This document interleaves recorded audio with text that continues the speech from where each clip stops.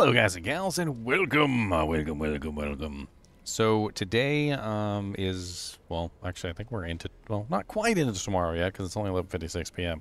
But I have been streaming for 12 hours, and I've been testing out the Public Test Realm 2.0, which is the new version of the game. And I wanted to get my thoughts down on some, pen and paper, as it were. I know it's technically a video, but while they're still fresh inside my head.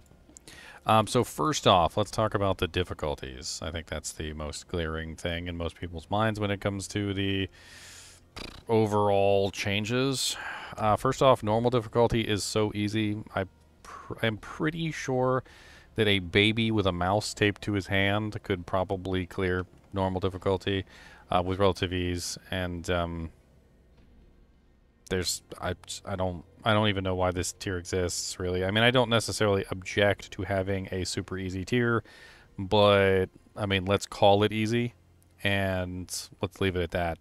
Hard difficulty isn't much harder than normal difficulty. In fact, it's like, honestly, if you have half a brain, you usually can do pretty much any. I think at one point, I got this nice beautiful container of mixed nuts, and I was literally just opening the container of mixed nuts, peeling off the freshness seal, picking through and pulling out nuts in the middle of an event, and never died, never once felt threatened in any way, shape, or form. And I also cleared the event. My minions killed the monsters by themselves, and I'm not even set up as a minion necromancer. Expert difficulty, which is the highest tier that you can have access to before you hit level 50, is very, very easy.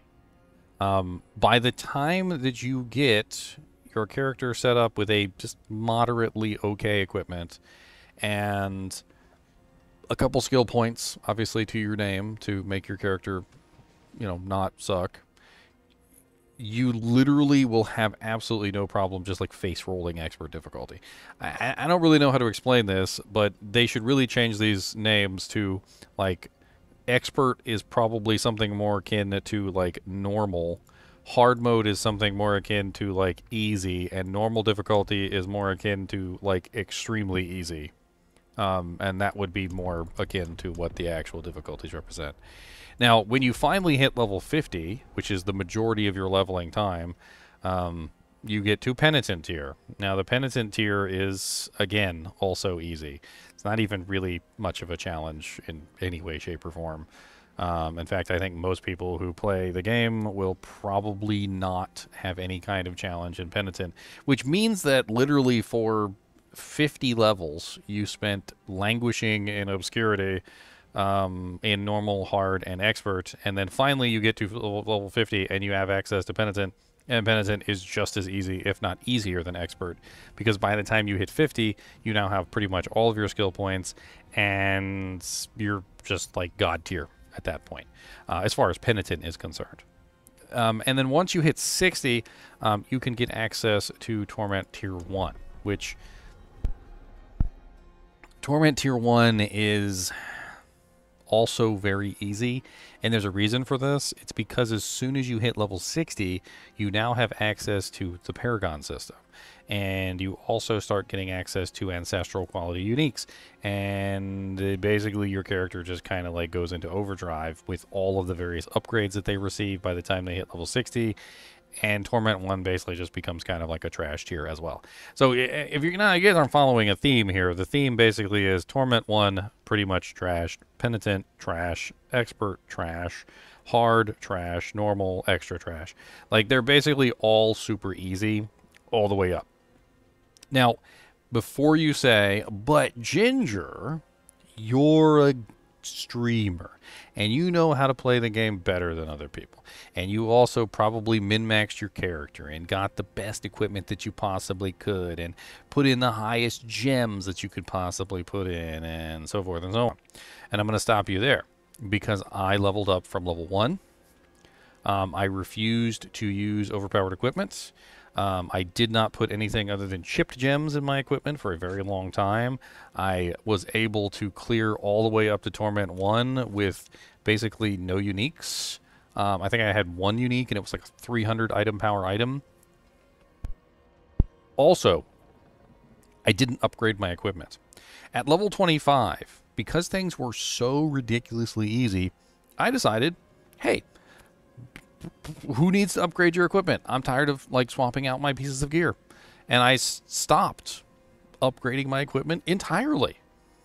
And I was literally in Torment 1 doing a tier 20 pit before I finally decided to start upgrading my equipment from like item power 300 gear. That's how literally weak most of the content was.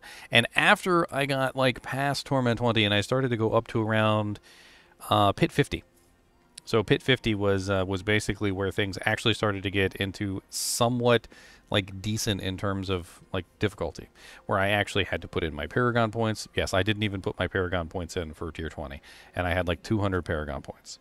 So by the time I got to 50, I was like, okay, I need to actually start like, building my character. And I put in gems, and I got like actual equipment, and I put on better weapons, and I was able to clear up to like 53 with relative ease, which was basically around like Torment 3. So Torment 2 to Torment 3. Torment 3, you start to get like some issues with like the armor reduction and the resistance reductions start to really kind of come into play, and you do need to stack more armor and more resistances. And also in Torment 4, the monsters just have like a really large amount of health, so you end up with obviously needing a large amount of damage, so your character does have to be min-maxed. Overall, it's a really weird system. In the previous versions of the game, we utilized something called a Profane Mind Cage. And the Profane Mind Cage was loved and hailed by all as probably the most amazing invention that had ever been created in an MMO, or sorry, an ARPG. And the Profane Mind Cage is this little thing that you eat, and it raises the monster's levels by 10, and also increases the Cinder drop rate and the threat gain. Now, the beauty of this particular item was that you could be leveling with your friend who was a lower level character. Let's say he was like level 55 and you were level 100, and you were trying to help him in the HellTide. Well, the HellTide is a relatively boring area, and you would want to perhaps scale your character up so that, or your monsters up so that they were actually like a threat to fight. And they changed it in Season 5 where you could eat 3 of these, and you could raise the level of monsters by 30 points, or 30 levels, and that would make it even better. And this was really cool because you could play with your friend who was a lower level character while still having a somewhat of a challenge for yourself and also being rewarded for that challenge. The Torments only took one tiny portion of this, and instead of taking the meat and potatoes of what made the Profane Mind Cage amazing, they only took like a tiny portion of it and left the good bits gone. And what do I mean by this? Well, when you play Torment 4, you can't play with somebody who's in Torment 3. When you play Torment 4, you can't play with somebody who's in Torment 2, Torment 1, Penitent, Expert, Normal, or Hard. The beauty of the Profane Mind Cage was that you got the benefit of increasing your personal difficulty, and you could still play with your friends. They took the increase of your personal difficulty and they took that to heart, but they did not keep the part where you could actually play with your friends. And so what they've essentially done is, instead of having one difficulty for the end game where everybody can play together, now we have 4 difficulties, because I'm not even going to count Normal, Hard, Expert, and Penitent because they're garbage, basically. And nobody's going to play in those tiers except for new characters who are leveling up, because you have no choice. But Torment 1, 2, 3, and 4 are actually the tiers where you're going to spend the majority of your time leveling and grinding and getting your equipment and trying to find ancestrals and mythics and all that other stuff, right? But because of the difference between 4, 3, 2, and 1, and the difference in power levels between all the characters, you're definitely going to run into situations where somebody who's in Torment 1 wants to play with somebody who's in Torment 3, but they can't because the Torment 1 guy can't hack it in 3, and so forth and so on. When what they should have done with the profane mind cages, which I think was very clear, is they should have made it so that the guy in Torment 4 could set his personal difficulty to Torment 4, and the guy in Torment 1 could set his personal difficulty to Torment 1, and they could still party together, both playing in their own individualized difficulties, which would have been more akin to what the profane mind cage was actually doing. But instead, they just did something completely different, which is not what the profane mind cage did at all, and then exclaimed to the world that we copied the profane mind cage, and you guys can now have the profane mind cage everywhere you go. And to their credit, they took one small part of the profane mind cage, which was personalized difficulty. But they didn't actually take the other part of it, which was being able to play with your friends. And what do I mean by the personalized difficulty? Well, the personalized difficulty is that all content in the game scales to the difficulty that you currently have here. So if I go into the HellTide with a Torment 3 difficulty, the HellTide is Torment 3. Whereas before, when I went into the world, like, you know, like the HellTide on World Tier 4, and I'm like a 200 pit, you know, character, I'm like demolishing all the monsters, right? Well, this basically allows you to actually have a HellTide, which might actually be somewhat of a challenge to you in some shape or form. So that, you know, like for instance, if you needed a HellTide that was Torment 1, you can do that. If you need a HellTide that's Torment 2, you can do that. And Torment 3, you can do that. And Torment 4, you can do that, and so forth and so on. So you can scale all content in the game to your personal difficulty. But what you can't do is actually play with your friends, which is stupid. In fact, we have already encountered this. Like, we've had several people in the kinship online, and we tried to actually, you know, group up and play together, and we can't because we're not in the same difficulty. And we honestly, like, we went from, like, in Season 5, like, always playing together, to now in this PTR, like, we were almost never together because none of us were ever in the same Torment difficulty. And that's just not good. Like, we went from a multiplayer game to a single-player game, like, instantly. Now, what other things are they testing in the PTR besides the difficulty itself, which is probably one of the most core changes so far? They also made some pretty crazy changes to the Paragon board. I mean, just looking at it for the beginning, you can definitely see a graphical change, at the very least. As well, there are other changes that are not readily apparent when you first look at the board. First off, you can only have a maximum of 5 Paragon boards, and if you try to activate another Paragon board, it will warn you that you cannot have more than 5 Paragon boards active at any given time. And a lot of people have misunderstood this to mean that you could have 5 Paragon boards plus the starter board, but what they actually meant was 5 Paragon boards including the starter board, which means that you can only have 4 boards plus the starting board, which is a total of 5. They also have changed around the configuration of a lot of the boards in very weird ways. The glyphs can now become much larger than they were before once you hit tier 46 on the glyphs, and this means that you can obviously encapsulate more stats. However, they also moved some of the stats outside of the range of the normal glyphs. Like, for instance, you can see here the Dex and the Willpower node are currently outside of the range of that particular node. In fact, they've done this on pretty much all of them. You'll notice that there's just these random ones that are just deliberately placed outside of the normal radius, which is it kind of feels like false advertising, in my opinion, when you give us a larger glyph but then move the things outside of the normal glyph radius.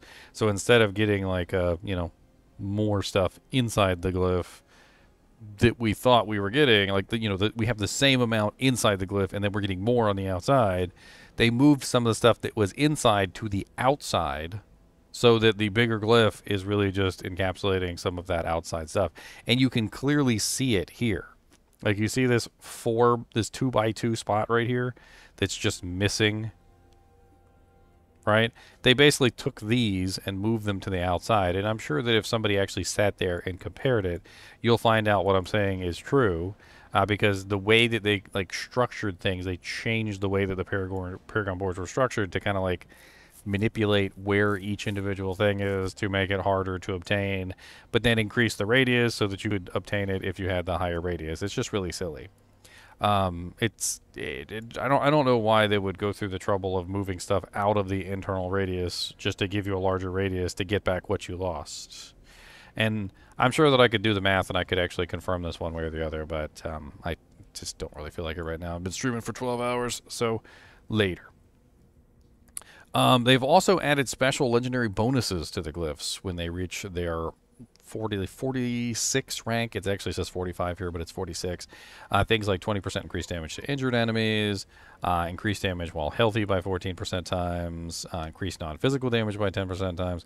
A lot of multipliers, like crazy multipliers that you can attain once you hit the rank of 46 on these glyphs, which is pretty nice. They also changed the actual system of upgrading glyphs from a actual EXP based to a system of like getting these random buffs like that will chance upgrade the item.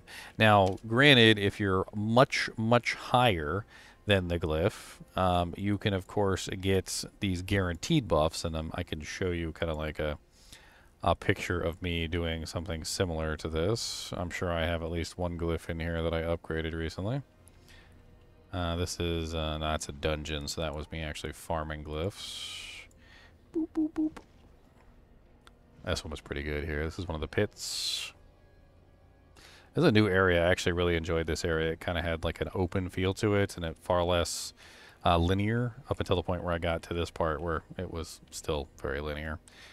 And so here's the new glyph panel right here. If I can stop corpse exploding things for like 1 second. And as you can see here, it says success chance 100%. Basically, if you do a pit, it's higher level than your glyph by a certain amount, you get a 100% chance. It's not like it's a percent. It's an actual chance to upgrade it. As long as you're doing something a certain number higher, it's not a percent chance. You also get bonus ranks for upgrading it, like much higher than the level of the item, so you end up getting a bunch of extra bonus ranks. So instead of going up just 1 rank per, it goes up much higher than that. In this particular case, you'll see that I'm upgrading one that's 20, and I'm currently in a 35, or is it the 17? Well, I can't remember which one. Yeah, this one probably. And upgrading it, as you can see, I can upgrade it up to 4 times if I don't die. Dying, of course, takes away one of your upgrades. You can get up to 4 upgrades depending. The entire glyph upgrade system is definitely strange, but it's very similar to Diablo 3 if you're used to that with the gem system. Not particularly my favorite, but you can upgrade them really fast. Like if, for instance, if you were doing like a tier 50 or something and you went in and you upgraded one from level 1, it goes from 1 to 9, and then it goes from 9 to like 17 relatively quickly. You can basically in like 2 runs get a glyph to 15 with relative ease, and it doesn't even have to be a level 50. It only has to be like 20 levels above the glyph that you're trying to level, which is pretty easy to do in the early tiers, because like I was talking about with the difficulties, they're not even really that hard. It's not even until you get until like the 50s and 60s that things actually start to get even remotely difficult at any point whatsoever. And I think a lot of people will end up in a situation like that. More stuff. They added new skills. All the classes got new skills. There's the Soul Rift ability is absolutely amazing for the Necromancer. There was also the dancing ability, kind of like the blade dance for the Rogue, which Leon was playing and seemed absolutely insane. Especially from a speed run standpoint, because it attacks and moves at the same time. And it sounded like he was having a lot of fun with that. I didn't play that personally. There's also the Barbarian Mighty Throw, which is in the PTR. I haven't had a chance to test that one out personally, as well as the Druid Stone Crush ability, or I think that's what it's called. I haven't had a chance to test that one out either. I've basically been focusing on the Necromancer for right now and playing around with this new Soul Rift ability, and I got to tell you, I absolutely love it. So far, once I actually got to a point where the game was difficult in any way, shape, or form, I feel like the gameplay is fine. Like, there's nothing wrong with it. It's definitely good, if not better, I think, than what we currently have on Season 5. However, from normal difficulty all the way to, like, Torment 2, it was so boring. The monsters were so easy to kill. It was like I was waiting to get to the good part. and I don't know how to explain it other than that. I know I'm I don't know, maybe I'm an above average player, maybe I'm not, but I'm better than, you know, like some people, because I've been playing forever and I have no life. I gotta insult myself, makes you guys feel better. Just in general, like, I feel like the entire leveling process from normal to torment was nothing more than a boring and stupid, like forced event that I had to do to get to the good stuff. To give you an idea of how fast it was to level up, I was able to get from level 1 to basically level 60 in about, I think it was like 5 hours. And not even really trying. Like, I was just kind of just playing around with it. I started from level 1. I got equipment from level 1. Me and Leon, we leveled together. He was actually faster than me because, of course, he's using the beautiful dancing blades, which makes him literally attack and move at the same time. So he was, like, always ahead of me. And Necromancer's slow, so. But in general, it really did not take long to get to level 60 and to start working into the torments. And it seems really odd that there's no way to bypass this.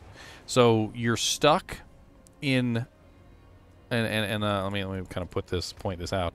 You're stuck in hard difficulty unless you've completed the campaign.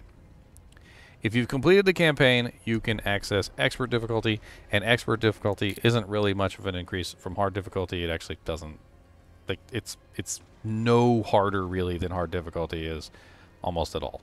And then you can't access penitent until you hit level 50.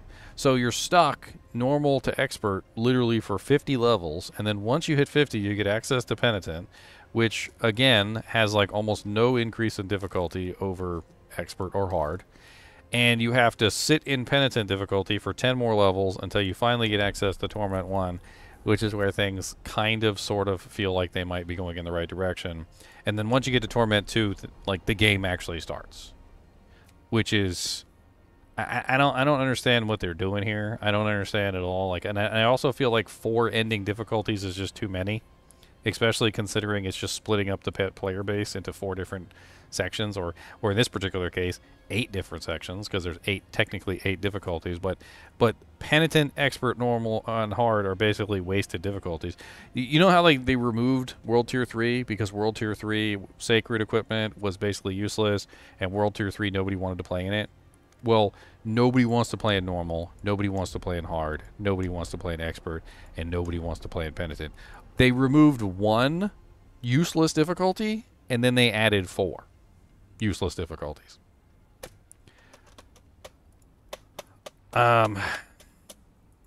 What else is there to talk about in the PTR? Normal items. So they remove sacred equipment, and normal items are basically the only piece of equipment that you can have access to. They go up to 750 item power, and they're basically trash. I mean, there's really no soft way of stating it, because 750 item power equipment just doesn't really have any good usefulness. You use it until you get ancestral equipment, and once you get ancestral equipment, you never look back.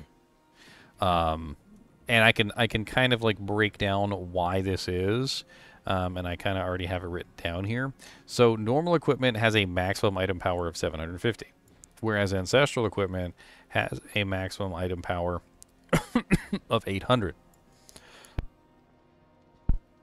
And of course, farming this ancestral equipment is definitely something that's going to take you some time, because the ancestral equipment is not readily available and doesn't really drop enough, so you have to farm a lot. Mr. Goody Two Shoes, Mr. Goody Two Shoes. Ginger Evil Mentor here. Why bother farming when you can go to MMOEXP.com and simply purchase your items in gold?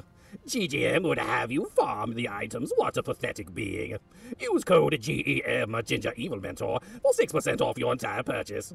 And don't tell Ginger Gaming Mentor that I was here. Now, in my particular case, I've been able to find a couple ancestral legendary items. I found this one.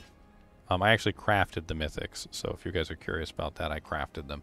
I just destroyed my old mythics and I crafted the new mythics. I waited until after I got to like World Tier 3 before I crafted any mythics. So, because I wanted an uncorrupted experience through that.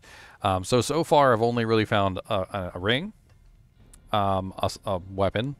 I've also found another like two-handed weapon, and yeah, that's basically it. So far, like in my 12 hours of gameplay, I have found a grand total of 3 ancestral items to replace my garbage normal items, right? And I promise to show you other things that would be reason. Item power is not the only reason why the normal items are garbage. Number 2, they only have 1 temper slot. So the normal equipment can only have 1 temper slot total, whereas your ancestral items can have 2 temper slots, which means that your rare items are never going to be, and your legendary items are never going to be better than an ancestral version of the same. They can only be masterworked a total of 4 times. So if you want to upgrade any of your normal equipment, you can't do that because you could only go up to 4 times, whereas the ancestral equipment goes up to 12 times. And to make matters even worse and to split the gap even further than just simply 12 masterworks, an extra temper, and a 50 higher item power, the normal items are also garbage because of another reason. Because number 1, they cannot have greater affixes, and number 2, all ancestral items now drop with greater affixes, which makes them more potent and more powerful than normal items ever could be. So to sum this up, ancestral items have, what is that, 8, 9, 10, 11, 12, 8 more masterwork levels, 1 more temper, a guaranteed greater affix, and 50 more item power than any normal equipment that you can ever put on your character. Which means that ancestral equipment is always, 100% of the time going to be better than any trash piece of normal equipment that you've got access to. What else is there besides that? New ways to craft your mythics. So they did add some new ways to craft your mythics. They also moved the forge equipment over here. So you got like the mythics over here. You can actually see them in here. And when you craft the mythics, most of the time they roll with like more than 1 greater affix because they're guaranteed to roll with 1. So for all you know, you might end up with 4, and it's not even really that hard to get one with 4 because of the way that they're set up. Like for instance, I currently have Ethereals that has a 111% resistance to all elements, and I've got a Doombringer that has a greater affix on the maximum life. But whenever you roll one, there's a very good chance that you can get something crazy on it. Like, let me roll an Andariel's because I don't have one of these yet. And I got 45% bonus to attack speed. Crazy, right? And let's take it even further. So let's make a Grandfather because I don't have one of these yet. 450% damage. And then let's make a Ring of Starless Skies, because I don't have one of those yet. 18.8% critical strike chance. And I can make one more. Which one am I missing? Actually, you know what? I'll save this for later, just in case I want to make one that's like class specific, like the Spear of Adavarion or something. I don't know. But as you can see, because ancestral items also always come with a greater affix now, they just gap that much further from the regular equipment. I don't know what to say. There's good about the patch. I like some of the things that have changed. For instance, the pit actually being useful now and giving Glyphy XP is kind of nice. The Nightmare Dungeons give Obdusites, which seems to have been condensed down into a more universal crafting material. There doesn't seem to be any of the other materials anymore. So like even when you're trying to masterwork something to a much higher tier, you'll notice that there's like, this is a rank 9 to 10 and it's still just requiring Obducite. So Obducite has basically replaced Neth Iron. Neth Iron doesn't exist anymore. Ingolith doesn't exist anymore as far as I'm able to tell. And Obducite has become essentially the main material. Nightmare Dungeons drop it, Infernal Hordes drop it, and the Undercity of Kuros, which we don't have access to. And we don't have access to Infernal Hordes right now either. Both drop the Obducite material, which is going to be used for your your upgrades. So Nightmare Dungeons have a purpose, which is to farm Obdusite, also to get glyphs, which don't drop from the pit, which I think is an oversight in my opinion, because the pit is where you actually upgrade the glyphs, but the pit doesn't drop glyphs, which is really stupid. It's actually really dumb, because you're literally farming for glyph EXP in the pit, and the pit doesn't drop you any of the glyphs, so you have to go back to the Nightmare Dungeons to farm the glyphs, and then you have to go back to the pit to upgrade the glyphs, and it's just really silly. They also added a consumable tab, as well as a socketable tab. So the consumable tab still has what it has in it, and then they shifted the dungeon keys over to the dungeon key tab, as you can see here, and then they shifted the consumables over to the consumable tab, or the socketables over to the socketable tab. And the socketables is going to be things like runes and gems. So you have basically your own tab for runes and gems. So if you craft a gem, or if you have one like pop out of a piece of equipment because you destroyed it, like for instance with this Grand Ruby right here, you'll notice it's not in my actual equipment inventory, it's in my socketable inventory. Speaking of which, they added a new tier of gems, which kind of segues me into that. As you can see now, they have new gemelems of the Grand type, which require 100,000 materials to craft, which is going to obviously require quite a bit of farming to get your hands on. They also removed one of the most popular gems in the game, which is the ruby. No longer gives life. The ruby used to give a % bonus to life, and now it does not. It gives strength instead. The amethyst is damage over time and barrier generation in armors. The barrier generation, as far as I know, is the only defensive stat at the moment that you can get in armor anymore. They took away all the other defensive stats. The damage reduction while fortified, which used to be sapphires, is no longer. And the HP bonus that we were getting from rubies is no longer. And pretty much everything is just stat-based at this particular point. So you get the stats. They even added all stats to the Grand Diamond. And healing received from the Grand Skull, which isn't really all that amazing. Rune crafting is in here, but rune crafting won't be available until Friday. So if we're going to be playing around with runes, we don't have access to that yet. We do have some of the items in here, though, like the Shattered Vow, Ancestral, Mythic Unique is written down here. We also have the Shroud of False Death is in here. These are the ones that you can craft with runes. Now, to craft these with runes, you need a pretty large amount of runes and one Resplendent Spark to actually make these. Once the thing comes out, you know, the runes come out, and we actually start trying to farm some of these, we can play around with that. But they have not yet. What else am I missing? I'm sure I'm missing something. HP. HP is relatively low now. Extremely low by comparison.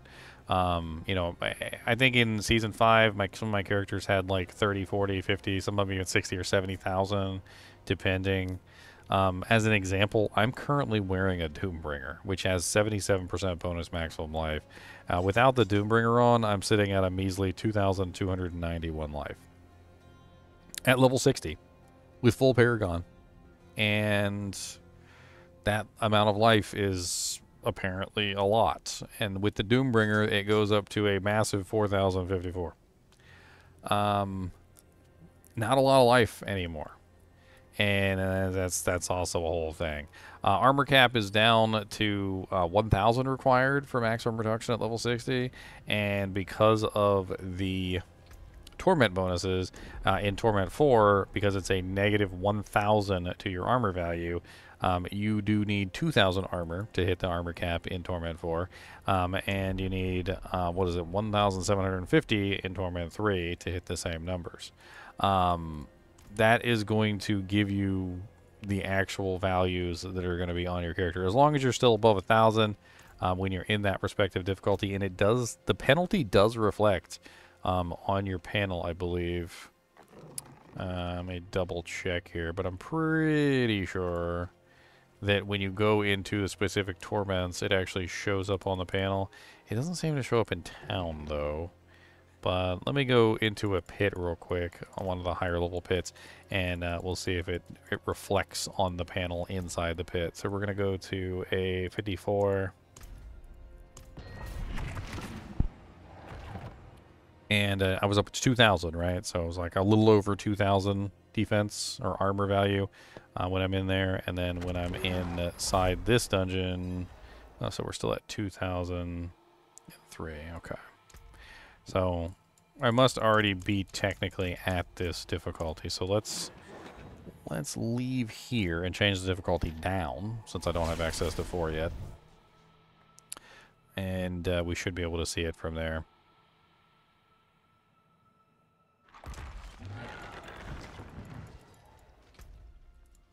Boop. So we're going to change it down to Torment 2. And as you can see, my armor value went up. So I guess I'm overcapped by quite a bit. I'm probably going to have to drop that down some because I only need 1,000 while in Torment 4. And I'm at 2,000, which means I'm overcapped by quite a bit.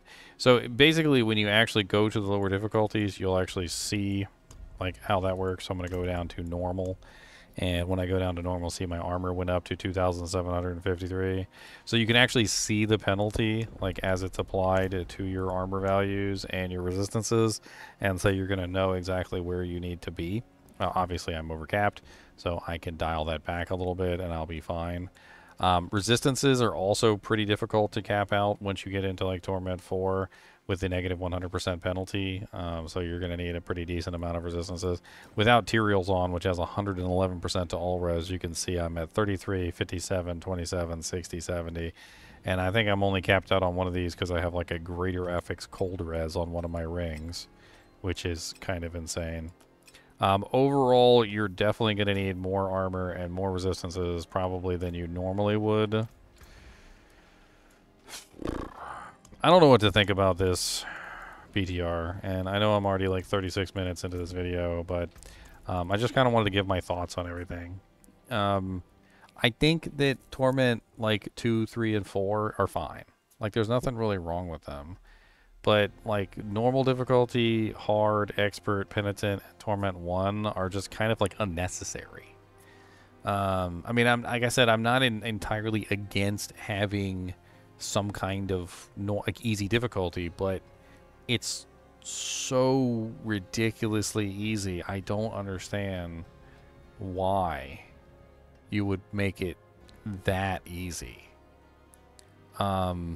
On top of that, their complete and utter messing up of the Profane Mind Cage and how the Profane Mind Cage works really kind of pisses me off because they didn't really take the heart and core. I mean, it would be like if you had the goose that laid the golden eggs, right? I mean, you literally have the goose that lays the golden eggs, and instead of taking advantage of these golden eggs and literally just like doing what you needed to do with the golden eggs, you killed it and made like lunch out of it. Or dinner, I guess, since it's a goose. It probably would be more like dinner.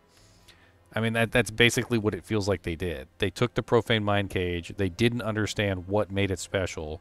They chopped it up and turned it into something else and completely missed the point of what made the Profane Mind Cage so special. Which is really disappointing, too, because, you know, they literally had the perfect solution in the palm of their hand, and they just kind of just threw it away. I'm really glad that there was a public test room. So let me preface this. Actually, this isn't a preface at this point. This is more like a suffix. Let me end this by saying that I am glad that they had a public test room, and that people need to get out there and actually voice their opinion on this. Let the developers know that obviously having like ridiculously large numbers of difficulties and being forced to participate in ridiculously easy content for 60 levels isn't really appealing. In fact, it's downright boring. And I hate to say this, but there are going to be people who are going to pick up Diablo 4. They're going to play in hard or expert difficulty, and they're going to be bored out of their mind. I had to struggle, and I mean really struggle, to force myself to level up through that mind-numbing boringness to get to the fun.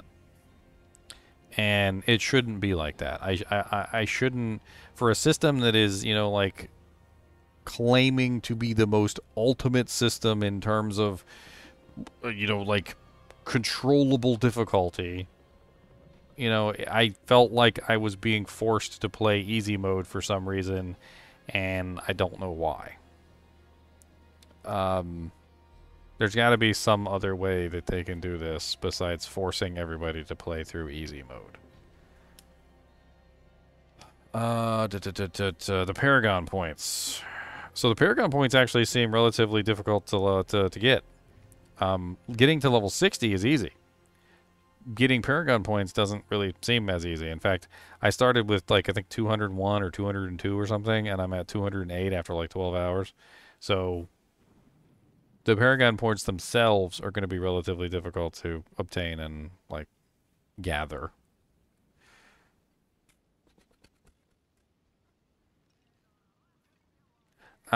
This is just my opening thoughts. Obviously, I'm going to have more thoughts as we go along. I'll put out some more videos on some of this stuff and talk about some other things. I will endeavor to test out more skills, and I'm also going to be sticking around for the runes because we're going to want to test out those. I am hopeful that they will listen to the community and make appropriate changes. If you guys are unaware, pretty much every season, like before we had access to a public test realm, was getting like worse and worse. And it wasn't until like season 2 where they actually listened to the community, and season 3 where they started to listen to the community where things started to change, like improve a little bit. But the best seasons have been the seasons with public test realms. Season 4 had a public test realm, and the public test realm wasn't really the greatest, but Season 4 turned out amazing because of all the feedback that was given through the public test realm.